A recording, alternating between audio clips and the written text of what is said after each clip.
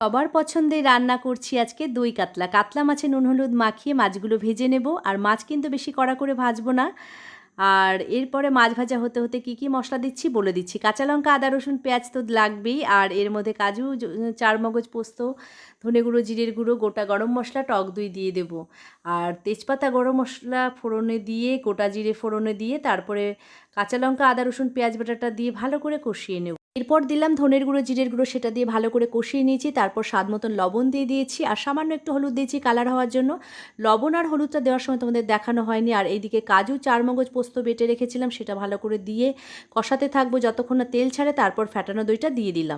দই দেওয়ার পরে অনবরত নাড়তে থাকতে হবে। তারপরে স্বাদ মতন মিষ্টি দিয়ে দিয়েছি আর জল ফুটিয়ে রেখেছিলাম সেটা পরিমাণ মতন দিয়ে দিলাম। ঝোল ফুটে উঠলেই মাছগুলোকে দিয়ে দিলাম। আর এইভাবে খুব সহজেই বানিয়ে ফেললাম দই কাতলা। তোমরাও বানিয়ে ফেলো।